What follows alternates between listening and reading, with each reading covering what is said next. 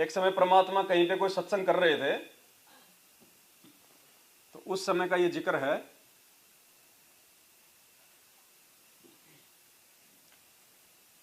देखो कैसे ये भगवान अपने आप को भगवान साबित करता है। पुण्यात्मा, ये विचार करने की बात है, ये संकेत में बताएगा परमात्मा सारी बातें।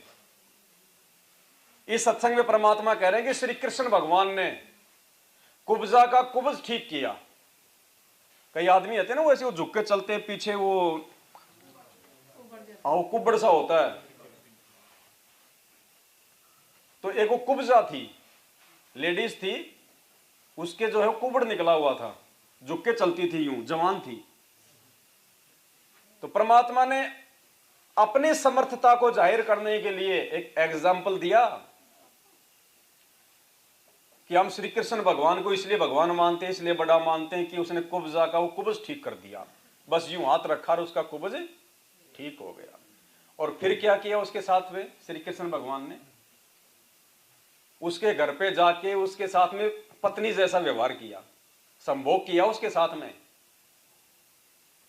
उसका वो कुब्ज ठीक करके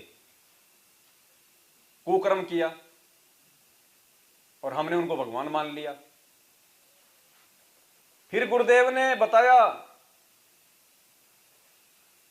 कि सोनीपत से एक परिवार आया जिनकी बेटी जो थी छोटी थी, 7-8 साल की, तो पशुओं का वो चारा काटते ना हाथ से, गंडासा, वो चला रही थी मशीन। अब वो हाथ से छूट गया और वो हत्था उसके यहां लगा, उसके पीछे कमर में हड्डी फ्रैक्चर हो गई।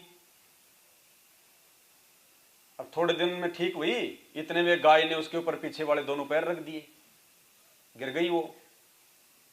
तो उसकी हड्डी जो है मुड़ के यूं यूं हो गई। वो पहले तो मतलब यूं थी, फिर वो हड्डी यूं हो गई मुड़ के, और वो जो लड़की थी उसकी कमर यूं हो गई, और वो यूं हड्डी निकल गई वो पीछे यूं, कुबड़ हो गया उसको। और दर्द इतना भयंकर, उस कुब्जा के दर्द नहीं था। बाकी लोगों के जो होता ना कुबड़, उसमें कोई पीड़ा नहीं होती है, दर्द नहीं होता उसमें, लेकिन उस लड़की के दर्द इतना भयंकर। 14-15 साल की हो गई वो, माँ बाप दुखी, हर जगह दिखा लिया, डॉक्टर बोले भाई ऑपरेशन, और गारंटी कुछ नहीं, 1% चांस है बचने के, 99% इसको लकवा मारेगा, और 50,000 रुपये लगेंगे आज से 20-25 साल पहले। दुखी, ऑपरेशन बेचारे डर के मारे नहीं करवावे कि अगर पैरालिसिस हो गई, लकवा मार गया, तो इसको कौन शादी करेगा, फिर इसको कौन लेके जाएगा। फिर किसी भगत के कहने पे वो गुरुजी के पास में आए, अपने पूरी उन्होंने व्यथा बताई। तो गुरुजी ने कहा भाई नाम लेना पड़ेगा, हमारे पास तो राम नाम की दवाई है। तो नाम ले लिया उन्होंने, दुखी और क्या करें, ज्ञानवान नहीं सुना, बस किसी भगत के कहने से अपने दुख से दुखी होकर आ गए, नाम ले लिया। 2-3 दिन बाद में फिर आया वो पूरा परिवार और रो गए। तो गुरुजी ने कहा भाई क्यों रो रहे हो भाई, साची बात बताओ, क्यों रो रहे हो? बोले जी ये छोरी को बहुत ज्यादा तकलीफ है, बहुत ज्यादा इसके दर्द होता जी, रात को ही घूमती रहती, हम भी रो गए, ये भी रो गए। तो गुरुदेव ने कहा कि बेटा नाम जप। वो बोले जी नाम ही तो नहीं जपया जाता, मुंह से बोले एक भी मंत्र निकालती हूं इतना भयंकर मेरा दर्द होता है, पीड़ा होती है जी, नाम ही नहीं जपा जा रहा। तो गुरुजी ने क्या बताया देखना पुण्यात्माओं सत्संग में। पहले तो श्री कृष्ण का एग्जाम्पल दे दिया कि उसने हाथ रखा और वो ठीक हो गई। फिर गुरुजी क्या कह रहे हैं, हाँ फिर उसकी वो थी, वो उसकी नानी आई थी साथ में। उसकी नानी बोली जी महाराज, बोले हाँ, बोले जी इसके कड़ में बोले 2-4 बोले थप्पड़ से मारो ना, बोले इसके कमर में 2-4 थप्पड़ मारो कि नहीं, क्योंकि नकली ऐसे करते हैं झाड़ी झपाड़े मारने वाले। तो गुरुजी बोले फिर तो बोले मैं इसका लठ मार दूं, जब थप्पड़ मारा ठीक हुए तो लठ मार दूं फिर जल्दी ठीक हो जाएगी, थप्पड़ मारो। तो गुरुजी बोले मैंने तो ऐसे ही जैसे कोई अपने प्यारे बच्चे के यूं शरीर पे हाथ फेरता है ना, बस मैंने तो ऐसे ही उसके हाथ सा फेरा था कि बेटी रो मत, दुखी ना हो बेटी, ऐसे हाथ सा फेरा था। और दूसरे दिन तो पूरा परिवार और लड़की बिल्कुल सीधी होके हंसती खेलती आई आश्रम में। छोड़ सतगुरु रामपाल जी भगवान की। तो देख लो ये भगवान है धरती पे, परमात्मा है, समर्थ है। सुनो आप आपने सुना होगा कि भगवान कृष्ण ने एक कुब्जा का कूब ठीक कर दिया। खूब सुना आपने सारा ने, और जिसके आधार पर वो भगवान की संज्ञा में परिपूर्ण ढंगता आ गए। और उसके बाद कुब्जा का कूब ठीक करके और उसके घर पे गए और पत्नी जैसा व्यवहार किया। ये सुख सागर में लिखा हुआ है। अब मैं आपको यही प्रमाण देता हूं, कबीर भगवान परमात्माओं के परमात्मा हैं। ये लड़की मोनिका पुत्री श्री मोनिका पुत्री श्री क्या नाम है दरियाव सिंह, ये उनके मकान में रहते थे, किराएदार भगत जी हमारे सेवक। इन्होंने जाकर इनको बताया कि तुम कित भूल रहे सो, या क्रोथे के अंदर ये संकट तो मुकुट में दूर हो रहे हैं। इस लड़की को मोनिका पुत्री श्री दरियाव सिंह लाइट के रहने वाले और सूबेदार रिटायर है मिलिट्री से। ये लड़की 10वीं में पढ़ रही है, अब शायद +1 में होगी हो। बैठ जाओ। इसको ये जो 7-8 वर्ष की थी उसमें इसकी कमर में जैसे हाथ से सानी काट, ये कुटी करते हैं ना, हाथ से घुमा कर काटा करते, गंडासा बोलना जिसमें, उसकी बच्ची थी, खेल रही थी, वो ऐसे स्पीड से चल जाता है, इसके कमर में लग गया। बताओ, हड्डी में फ्रैक्चर हो गया और वो थोड़ा बहुत ठीक हुआ। इतने में भागती भागती गिर गई ऊपर, गऊ ने दोनों पैर टेक दिए। इसको क्या हो गया, हड्डी बच्ची थी, हड्डी फ्रैक्चर हो गए और नो की नो गलत जुड़ गई टेढ़ी, और वो होती होती ऐसे बन गई कमर में, इतना ऊंचा हो गया, ये इतना ऊंचा नो पीछे था। और वो हड्डी बढ़ के नस होती है बीच में, बहुत बारीक नसें होती हैं, वो नसें इतनी नाजुक होती हैं, अगर उनका ऑपरेशन करते हुए एक भी कट जा, पैरालिसिस हो जाता, अधरंग बन जाता। और पीड़ा उस लड़की को इतनी ऐसा है, गर्दन सूजी रहे और कमर ऐसे टेढ़ी क्यों झुकी हुई, न्यारा कूब दिखा इतना ऊंचा। उन्होंने अब देख लो, अब वो 16 साल की होगी, 7-8 वर्ष उन्होंने कैसे उस लड़की को रोका। सभी डॉक्टरों से दिखा कि इसका इलाज ऑपरेशन है। ऑपरेशन में 99% अधरंग के चांसेस हैं, 99%, 1% हम कह सकते हैं बचा तो बचा, नहीं बच सकती। मतलब ये था 100 की 100 अब पैरालिसिस। अब इन्होंने हरपाल भगत जी है, ये वहाँ सेवा में रहते थे, उनके कमरे पर रहने लगे, किराए पर रहते थे। जब उस लड़की का दुख इन्हें देखा, इन्होंने बताया कि ऐसे ऐसे आप वहाँ ले चलो। वो कहने लगे हमने सारे दिखा लिए, सारी पूजा पाठ कर ली, मातार बसानी। डॉक्टरों को तो हमने, एक डॉक्टर ने बोला 50,000 रुपये लगेंगे, ऑपरेशन होगा, इसका कोई समाधान नहीं है, और लिख के देना पड़ेगा पैरालिसिस 99% सारी उम्मीद, लेकिन दर्द बच जाएगा इसका, क्योंकि रो बहुत रही थी लड़की। और कुब्जा का तो दर्द तक कोई ना था, कुब्जे का दर्द नहीं हुआ करता, वो तो जो क्या हुआ होता है उसको पीड़ा नहीं होती, और इसको पीड़ा भी और कूब भी दोनों दुख रही। तो उसकी, इस मोनिका की माँ ने नाम ले लिया। हम नाम से क्यों जोड़ते हैं, फिर काल से छूट जाओगे आप, परमात्मा की शरण में आ जाओगे, कबीर साहब की, और आगे आने वाले आपकी कमाई बन जाएगी।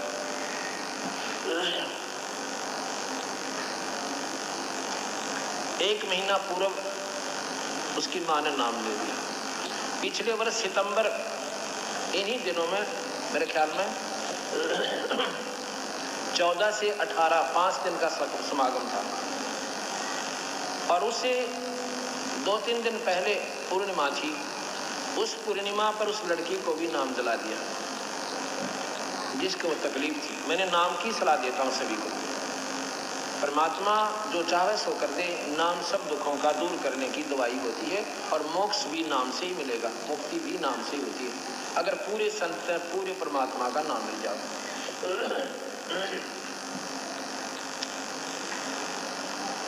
तो उन्होंने नाम ले लिया, और भीड़ सी ज्यादा थी, मुझे ध्यान नहीं रहा। फिर हम सत्संग कर रहे थे।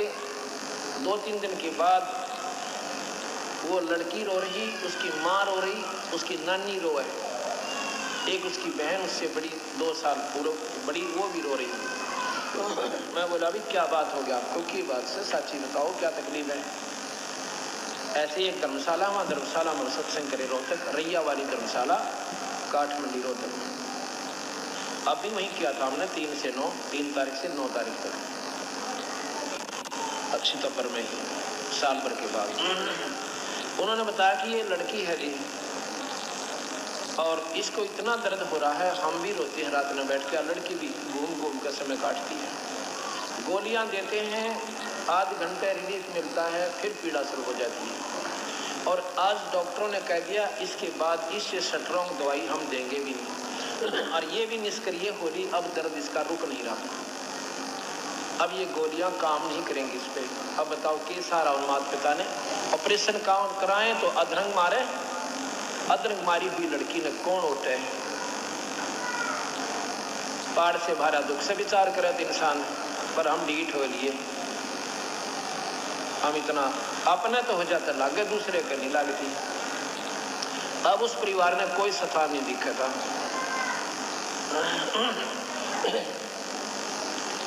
मैं बोला बे फिर क्या बताऊं, अब जी कुछ कृपा करो, मैं अभी नाम दिवाओ लड़की को। वो बोले जी नाम अभी ले लिया। कब लिया? 3रा दिन, 4था दिन पहले करोथा का आश्रम में हम लेकर आए। तो मैं बोला बेटी नाम को जपती है? ना जी, रोती रोती के क्यों? अब मेरे से जपा नहीं जाता, मेरे से बोला ही नहीं जाता, मेरे बोलूं तो भी दर्द हो रहा है, मैं कैसे देखूं। उसकी नानी जी ने बोली सी कड़ पर थप्पड़ मारो जी, क्योंकि ठीक हो जाए। माँ चाहे लठ मार जो देगी, कड़ पर थप्पड़ मारो, थप्पड़ा ठीक हो रहा है। ये तुमने किसने बताई? मैं तो ऐसी स्वाभाविक, माँ बेटी घबराओ मत ना, बंदी छोड़ की शर्म आ गई, ठीक हो जाएगी। जो सारे सिर पे कभी उस कमर पे के, ऐसे स्वाभाविक साथ जब अपने प्यारे बच्चे को कहा करा करें। और एक पाठ करवाना जब भगवान बंदी छोड़ सुन लेता था। पाठ तो हम केवल पुण्य बढ़वान खातिर करते हैं, और पाठ इसमें कोई सहयोग नहीं देता। पाठ आपके पुण्य बढ़ेंगे पाठ के करवाने से। अगले दिन वह लड़की फिर आई, उस दिन वो पैंट कमीज पहन ली थी, अगले दिन वह सूट पहन ली थी, सलवार और कपड़ा जैसे जम्फर होते। मैं सत्संग करा, उस लड़की ने 3 बार आके मेरे माथा टेका, मेरे पहचान में नहीं आई, क्योंकि वो उस दिन दूसरी ड्रेस में थी। एक बालक एक दिन में की पहचान में हुई था। मैंने सोचा हो सकता है इस बच्चे ने मेरा प्रवचन अच्छे लगे हो, और इसलिए शायद नाम लेने की रुचि बन जा, ना मेरा बंदी छोड़ किसके बाद जाके, और कब बात समझ में आ जाए। सत्संग के उपरांत में बैठा बराबर में आके चारपाई पे, वो पूरी की पूरी मंडली फेर आई। जब मैंने देखा मैं कहा हो ना या वो लड़की हो, और इतनी खुश हुआ लड़की कति। तो मैं कहने लगा ये वो काल वाली लड़की है क्या? जी वही है। अब क्या बोला जी कति ठीक होगी, यहाँ से बाहर निकली थी, इसका कोई पीड़ा नहीं। बोल सतगुरुदेव। फिर पाठ कराया उसके पिताजी ने खुले दिल पे। अब दूसरा पाठ बताओ, उन्होंने करवाया है 3-4 दिनों में सबको बोला का ऐसा। अब श्री कृष्ण जी का उदाहरण देके फिर परमात्मा ने अपनी जो है वो समर्थता बताई कि उस कुब्जा से भी ज्यादा दुख था उस बहन को, और गुरुदेव ने खाली शरीर पे हाथ फेरा बस प्यार से, और बिल्कुल सोड़ा ना, ठीक हो गई। तो बताओ ये परमात्मा है कि नहीं है भाई? हैं? डॉक्टरों ने मना कर दिया, घर वाले दुखी परेशान, बेचारी इतनी दुखी। अपने बच्चे के लिए तो लोग अपनी जमीन भी बेच दें अगर वो ठीक हो जाए तो, और वहां जाते ही परमात्मा ने, तो परमात्मा है ना सतगुरु रामपाल जी। तो बताओ ऐसे परमात्मा से मांगने की जरूरत है क्या? संध्या आरती में कहते हैं अंतर्यामी एक तुम आत्म के आधार, जो तुम छोड़ो हाथ तुम कौन उतारे पार। एक तरफ तो हम गुरुदेव को अंतर्यामी कह रहे हैं, अंतर्यामी यानी जो हमारे मन में उठने वाली सोच को भी जान ले। बोलना तो बहुत दूर की बात है, कहना तो दूर की बात है, मन में अगर कोई बातें भी अगर हमारे चल रही है अगर अंतर में, उनको जो जान ले उसको कहते हैं अंतर्यामी। तो अंतर्यामी से प्रार्थना नहीं लगवाई जाती है। फिर भी यदि आप प्रार्थना लगवाते हैं अंतर्यामी से, तो इसका मतलब अभी उनको भगवान नहीं मान पाए, परमात्मा नहीं मान पाए, हम ज्ञान को आधार नहीं बना पाए। क्योंकि परमात्मा ने सीधा सा फॉर्मूला बता दिया, भाई सुमरण से सुख होत है, सुमरण से दुख जाए, कहे कबीर सुमरण करे तो साईं माए समाए। सीधा सा फॉर्मूला बता दिया परमात्मा ने कि सुमरण से सारे काम होंगे और कोई झाड़े झपड़े नहीं लगाए जाते यहाँ पे। अब शुरुआत में परमात्मा ने जो ये चमत्कार किए जो इस प्रकार के, ये परमात्मा के लिए शुरुआत में जरूरी था। क्योंकि शुरुआत में जो भगत जन थे वो ज्ञान समझ के नहीं आ रहे थे, कोई वो केवल देखा देखी में आ रहे थे कि उसका लड़का ठीक हो गया, उसकी लड़की ठीक हो गई, उसकी भैंस ठीक हो गई, उसका छोरा नौकरी लग गया नाम लेने के बाद। शुरू में ज्ञान आधार से नहीं जुड़े थे, शुरू में केवल देखा देखी से एक दूसरे के सुखों को सुन सुन के जुड़े थे। और आज तो परमात्मा ने इतने तो चमत्कार आश्रमों में किए हुए हैं जिनकी कोई गिनती नहीं है। मुर्दों तक को परमात्मा ने बरवाड़ा में जिंदा किया है। एड्स, कैंसर, छोटी मोटी बीमारियों की तो कोई गिनती नहीं है जो परमात्मा ने ठीक किए। तो पुण्यात्मा इतना सब कुछ जानने पहचानने के बाद भी, और फिर मुख्य मकसद क्या परमात्मा का? रोग ठीक करना थोड़ी है, कोई रोग ठीक करने की हॉस्पिटल थोड़ी खोली है गुरु जी ने। मुख्य मकसद है परमात्मा का मोक्ष दिलाना। मालिक को पता है कि छोटे मोटे लाभ नहीं दूंगा तो कोई टिकेगा नहीं, ना ज्ञान समझेगा, तो साथ में परमात्मा ने थोड़े बहुत लाभ तो देने पड़ते हैं। और अब समय वो आ गया है पुण्यात्माओं, इतना ज्ञान समझा दिया भगवान ने, अपनी पहचान करवा दी है। अब हमने इन सुखों के लिए नहीं, हमने अपने मोक्ष के लिए भगवान से जुड़ के रहना है। ये सुख तो रुंगे में देगा परमात्मा। गुरुदेव कहते हैं कि तुम खेत में गेहूं पैदा करते हो, पशुओं का चारा तो ऑटोमेटिक बनेगा ही बनेगा, तुम नहीं मांगोगे तो भी बनेगा, तुम नहीं चाहोगे तो भी बनेगा। अगर तुम बीज बोओगे गेहूं का तो चारा तो बढ़ेगा ही बढ़ेगा, मुफ्त में मिलेगा तुम्हें। तो इसी प्रकार जब हम ये नाम की भक्ति करेंगे भगवान की और उनके वचनों पे चलेंगे तो सुख तो उस चारे की तरह होंगे ही होंगे, इसमें कोई दो राय नहीं है। हमें नहीं चाहिएंगे तो भी आएंगे सुख, ऑटोमेटिक आएंगे। और अगर फिर भी अगर किसी के घर में सुख नहीं आ रहे हैं तो भाई वो नाम की बिजाई करके ढंग से उसमें खाद बीज नहीं दे रहा हो, उसकी रखवाली ढंग से नहीं कर रहा हो, विधि से काम नहीं कर रहा हो, नाम दीक्षा लेके फिर वो तीनों समय की आरती सही नहीं कर रहा, मंत्र परमात्मा के ठीक से जाप नहीं कर रहा, श्रद्धा से जाप नहीं कर रहा, वो कसक के साथ में जाप नहीं कर रहा, ज्ञान को आधार बना के नहीं चल रहा, इसलिए लाभ नहीं हो रहे नाम दीक्षा लेने के बाद भी। जैसे बीज बोने के बाद भी अगर उसकी देख रेख ढंग से नहीं करेगा, समय पे उसको पानी वानी नहीं देगा, समय पे उसमें खाद वगैरह नहीं देगा, जो विधि होती है, तो कहां से बनेगी वो फसल? तो ऐसे ही भक्ति है, नाम हमारा बीज है, बीज परमात्मा ने दे दिया, हमें नाम दीक्षा दे दी, और ये मर्यादा हमारी जो है सावधानी है, वो देख रेख है। तो मर्यादा में रह के भक्ति नहीं करेंगे, जैसा गुरुदेव ने बताया वैसे अगर हम भक्ति नहीं करेंगे। अब गुरुदेव ने आरती करने के लिए भक्ति बोल दी, हम मोबाइल में करेंगे। अब बीज बोने के लिए दी हमारे को खेत में, हम उसको पहाड़ में जाके बोएंगे तो कहां से वो गेहूं पैदा होगा?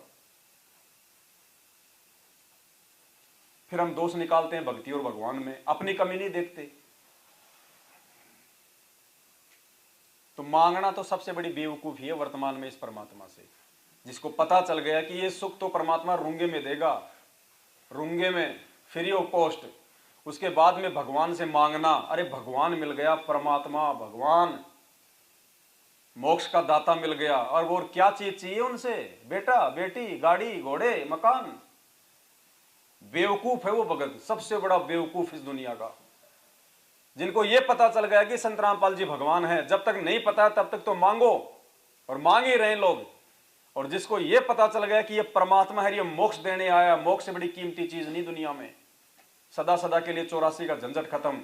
और उसके बाद भी हम उनसे छोटी मोटी डिमांड करते रहेंगे, खांसी जुकाम, बोरिंग लगाना, मकान बनाना, छोरा नौकरी नहीं लगा, ये नहीं हुआ, जमीन लेनी है, वो प्लाट नहीं मिल रहा, वो प्लाट नहीं बिक रहा, इन चीजों के लिए यदि हम भगवान से प्रार्थना लगवा रहे हैं, अर्जी लगवा रहे हैं, तो हमसे बड़ा कोई बेवकूफ नहीं है फिर कोई। क्योंकि भक्ति का विधान बताया परमात्मा ने कि भगवान मिलने के बाद में केवल एक ही चीज मांगनी चाहिए, केवल एक। अगर ज्ञानी भगत है तो भक्ति दान गुरु दीजियो देवन के देवा हो, भक्ति दान गुरु दीजियो देव जन्म पाया भूलूं नहीं करहूं पद सेवा हो, जन्म पाया भूलूं नहीं करहूं पद सेवा हो। भक्ति दान गुरु दीजियो देवन के देवा हो। देवन के देवा यानी हे सर्वदेवों के देव महादेव, सबसे बड़े भगवान, आप हमें भक्ति दान देना। यानी परमात्मा, हमने आपसे नाम दीक्षा ले ली है, अब आप हमारे को ये मेहर करो, सबसे बड़ी भीख दे दो कि परमात्मा हम आपकी भक्ति समय पे कर सकें, सही विधि से कर सकें।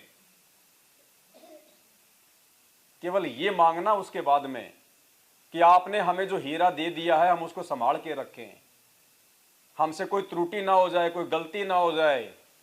जैसे माँ के पेट में जब बच्चा पड़ जाता है उसके बाद वो कितनी सावधानी रखती है, खाने पीने में भी विशेष सावधानी रखेगी, ऊंचे नीचे पे पैर रखने में भी विशेष सावधानी रखेगी, हर प्रकार से संभाल के रखती है अपने बच्चे को, उस गर्भ को।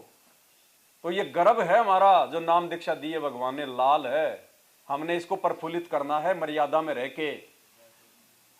तो भक्ति मांगनी है परमात्मा से, भक्ति निभाने के लिए मर्यादा, सद्बुद्धि, ये चीजें मांगी जाती है नाम लेने के बाद भगवान से। तीर्थ व्रत मैं नहीं करूं ना मंदिर पूजा हो, तीर्थ व्रत मैं नहीं करूं ना मंदिर पूजा हो, मनसा वाचा कर्मणा मोहे और न दूजा हो, मनसा वाचा कर्मणा मोहे। तीर्थ व्रत मैं नहीं करूं ना मंदिर पूजा हो। चलो ये तो हम लोग छोड़ देते हैं नाम दीक्षा लेने के बाद में, लेकिन नीचे वाला दूसरी चौपाई में क्या कह रहे हैं परमात्मा, मनसा वाचा कर्मणा मोहि और न दूजा, कि हे गुरुदेव आपके अलावा मैं सौपन में भी मन कर्म वचन में किसी अन्य देव की पूजा नहीं करूंगा, किसी अन्य को अपने इष्ट रूप में स्वीकार नहीं करूंगा। आपके अतिरिक्त मैं केवल ये पतिव्रता पद की भक्ति करूंगा, वैश्या भक्ति नहीं करूंगा। वैश्या उसको कहते हैं जिसके अनेकों जिसके पति हों। तो भक्ति मार्ग में वैश्य आत्मा उसे कहा जाता है जो एक को छोड़ के अनेकों को जो पूजती है। तो मनसा वाचा कर्मणा मोहि और न दूजा हो, तो ये वाणी केवल साध संगतियों में खरी उतरती है, सत्सेवकों पे, क्योंकि हम केवल एक ही को पूजते हैं, अपने गुरुदेव को, अपने भगवान को इष्ट मान के। ये पतिव्रता पद की भक्ति है। उन आश्रमों में पतिव्रता पद की भक्ति नहीं है। वहां जून के महीने में तो डांडी मूछ वाले को पूज लिया जाता है, प्रगट दिवस मना के उसको भोग लगा देते हैं। गरीबदास जी का बोध दिवस आता तो गरीबदास जी को भोग लगा देते हैं, उनकी महिमा गा लेते हैं। 8 सितंबर को संत रामपाल जी को मान लिया जाता है थोड़े समय के लिए भगवान। वहां पे पतिव्रता भक्ति की भक्ति नहीं। मनसा वाचा कर्मणा मोहि और ना, तो मर्यादा टूट रही है ना औरों को पूज के। एक साधे सब सदे, सब साधे सब जाए, माली सींचे मूल को फले फूले। तो पुण्यात्माओं, इस कारण से उन लोगों को प्रार्थना लगवाने की जरूरत पड़ती है फिर, क्योंकि उनके 3 जो है पति हैं उनके। अब जिस औरत के 3 पति हों उसका कौन सा ध्यान रखेगा भाई? रखेगा कोई सा ध्यान? उसको पता है वो उस पे छोड़ देगा, वो उस पे छोड़ देगा, वो उस पे छोड़ देगा। और वैसे भी जिसके अनेक पति होते हैं उस औरत की कोई इज्जत नहीं होती, उसकी कोई देखभाल भी नहीं करता। तो परमात्मा ने उनको त्याग रखा है कि जिस दिन तुम अपनी गलतियां स्वीकार करके ज्ञान को आधार बना के पतिव्रता पद पे आ जाओगे, उस दिन मैं तुम्हारा ध्यान रखूंगा। तो प्रार्थना लगवाते लगवाते भी उनको कोई रात नहीं है। और अंत में फिर क्या होगा? काल प्रेरणा से भक्ति छोड़ देंगे। तो ये मेहर परमात्मा ने यहां कर रखी है। हम कहीं कोई प्रार्थना नहीं लगवाते। हमने जो भी प्रार्थना लगानी होती है अपने दरबार पे, अपने घर पे दंडवत करके लगा लेते हैं। और फालतू की चीज तो हम मांगते नहीं, परमात्मा ने इतना ज्ञान दे दिया, और चीज की तो कोई डिमांड है ही नहीं।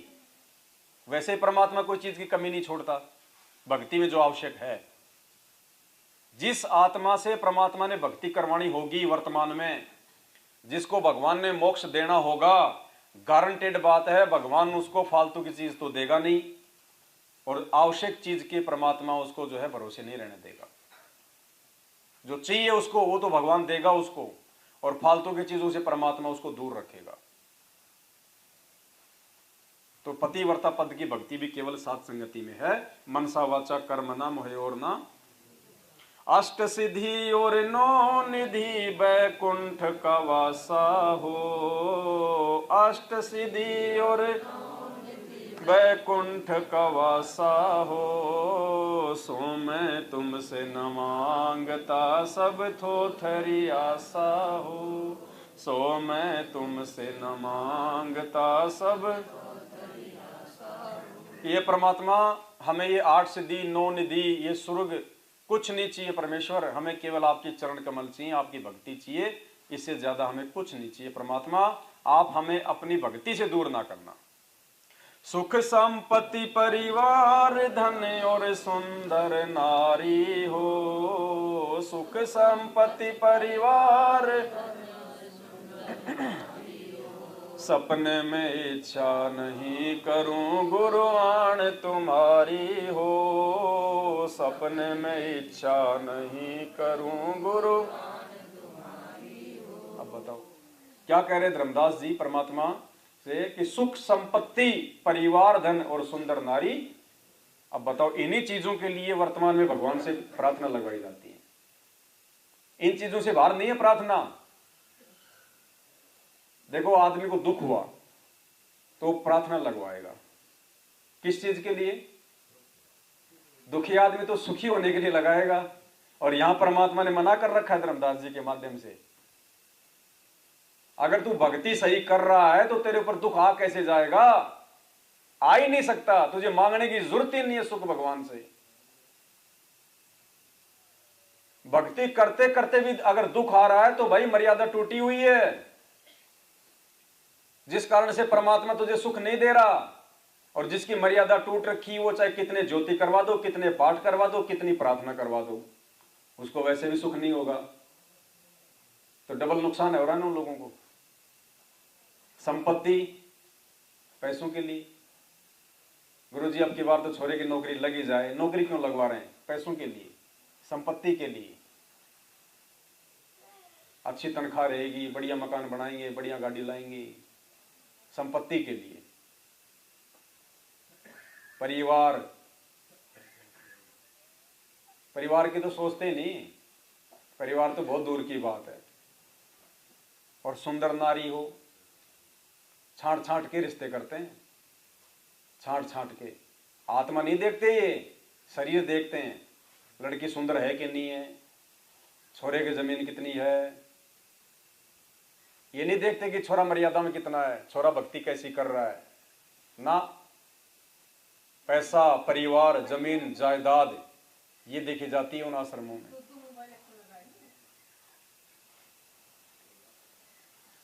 धर्मदास की विनती समरथ चित दीजो हो। धर्मदास की विनती समरथ चित, ये आना जाना निवार के अपना कर लीजो हो। ये आना जाना निवार के अपना कर।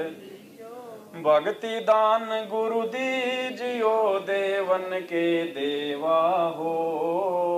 भक्ति दान गुरु दीजियो देवन के देवा।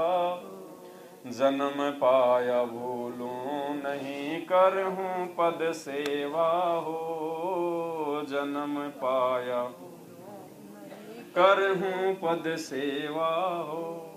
जबकि अगर उन आश्रमों में अगर सही भक्ति हो, अगर परमात्मा के विधान अनुसार, देखो आश्रम भगवान ने क्यों खोले? आश्रम केवल इसीलिए खोले जाते हैं कि भ्रमित भगत समाज को सही भक्ति विधि से रूबरू करवाया जा सके,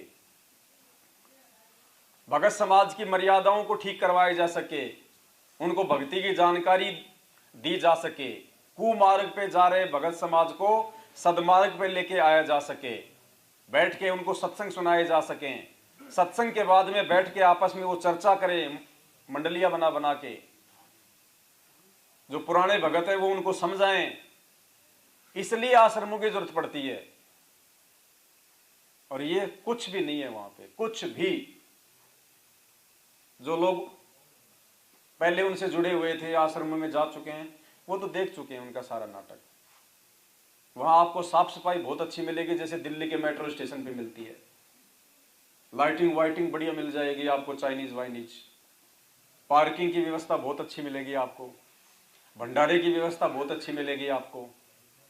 लेकिन भक्ति के नाम पे आपको कुछ नहीं मिलेगा। आरतियों के समय उनका वो दौड़ना भगना फिरना, सोना, आपस में बातचीत करना। बाकी समय में कोई भक्ति की चर्चा नहीं। आपस में रिश्ते जोड़ने की बातें शुरू कर देंगे, तेरी मेरी शुरू कर देंगे। अरे हमारा एमएलए आया था पिछली बार आश्रम में, अरे मेरा बहुत जानकार है, तेरा को काम हो तो बता देना, मेरी बात मानता हो। सब दुनियादारी की बातें। तो कहां से लाभ होगा?